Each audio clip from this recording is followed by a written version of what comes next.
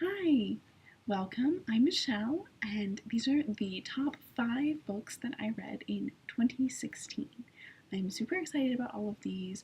I read 55 books this year exactly, which is like the best reading year ever, and I'm so happy about it. And I had 9 5-star books this year, and these are 5 of them, so they're the top of the top of the top, and they were all amazing.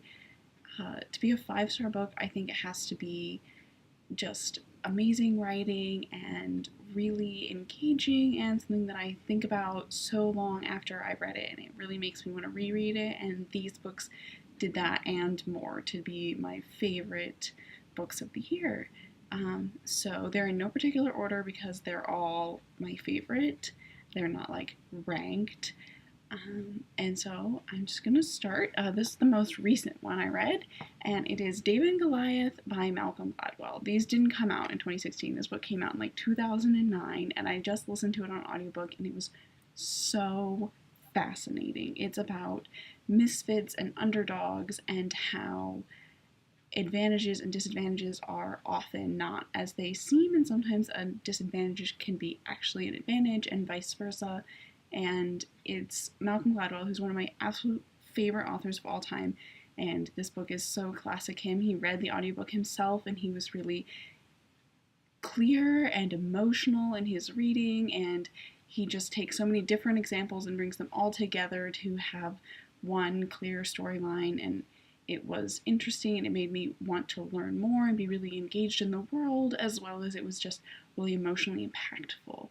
So I loved that book, and I definitely want to get my own copy. I borrowed it from the library, so I can reread it over and over and over again, because that was the last Malcolm Gladwell book that I hadn't read, and I'm so glad that I saved it, because it was one of my all-time favorites of his, and all of his books are my favorite. So the next book I read, I also read on audiobook. It's nonfiction, and it's The Poisoner's Handbook by Deborah Blum. I learned so many things from this book. It's about the first medical examiner in New York City and his staff, especially his chief chemist, and how they really made fighting crime a scientific endeavor in New York City, and how that's spread throughout the country.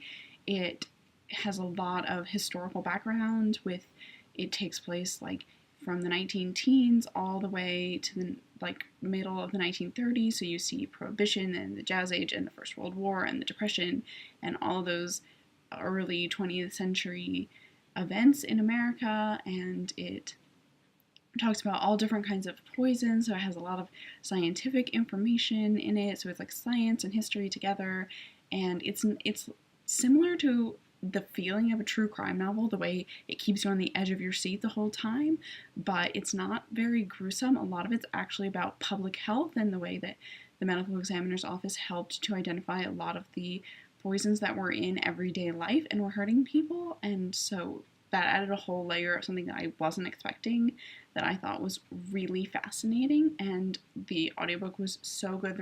The narrator was great, and so I loved that book, and I learned a lot about something I had no background in. So that was a fascinating read this year. Switching gears a little bit, I also read some really awesome fantasy novels this year that were standalones. I had some great series this year, but the standalones were really the ones that I loved the most. So the first one that I read that I loved was Sorcerer to the Crown by Zen Cho, which is a historical fantasy novel set in a vaguely Victorian Britain, and it's about a young man who is a freed slave who becomes the new head of the royal sorcerers, and his many difficulties with his job and the people around him and the people that he meets. And what made this book so great was it just has amazing characters. They're so funny and interesting and different. Each character has their own personality. They're not like other characters I've read about in fantasy novels, and I just loved them all. I wanted them all to live happily ever after, and I was so worried about them. So I stayed up so late reading the end of this novel, and it was great. It was a really fun fantasy novel with great storytelling and characters and interesting themes and a fun setting. Like Victorian England was a really fun fantasy setting, so I loved that one. The other fantasy standalone that I finally got to this year after putting it off for what feels like forever and absolutely loved was Uprooted by Naomi Novik. I don't know why I waited to read this book. I was so enthralled by the characters and the plot. It was like a Russian doll plot. Like every time I thought, oh, we're gonna just go from here. It's not gonna get any more complicated. Like we're all gonna be okay. There was like a whole nother layer of plot, and I loved the characters and their just all of their relationships and the different ways that this story explored their relationships and the subplots around them. I just thought it was amazing. I don't give anything away because if you haven't, like if you are like me and you haven't read this book, I mean a lot of people have read this book. If you haven't, you should think about reading it because it was so good, and the main character is so feisty and fun. It's not as like funny and bubbly as Sorcerer to the Crown, but it has such an interesting plot, and like I said, the relationships between the characters were just amazing. So I loved that book this year. So that's 4. The last novel that I loved this year was one of the very first books that I finished this year, way back at the beginning of the year, and I have been thinking about it so much all year long. It had come to me at exactly the right time, and that was Gilead by Marilynne Robinson, another book that came out a long time ago and won the Pulitzer Prize and is amazing. It is like wrapping up in a nice quilt and sitting on a rocking chair and watching the sunset and thinking about life.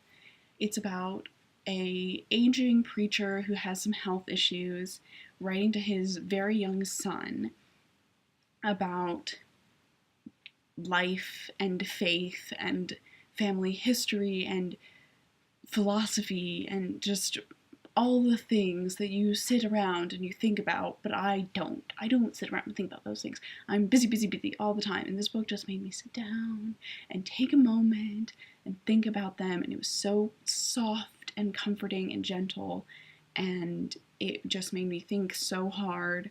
I absolutely loved it. It was not heartbreaking. I thought this book was going to be heartbreaking, and I was really nervous. It's not heartbreaking. It is heart fixing. It is so wonderful, and it's one of those books that came to me at just the right time, and the writing is stunning. I mean, it won the Pulitzer Prize. The writing is amazing, and I just loved it. So that was a really out of my comfort zone book. It's literary fiction. It's very philosophical. It makes a lot of references to famous philosophers that I'm not that familiar with, but it was a great stretch for me to go ahead and pick it up. And I'm really glad that people recommended it to me because it was just the perfect book for me to read this year. So those were my top 5 favorite books this year. They're a little all over the board. I've got fiction, I've got nonfiction, I've got literary fiction and fantasy, but they were all amazing books that made me think and that I really enjoyed, and I'm looking forward to more awesome books in 2017. You have a great day.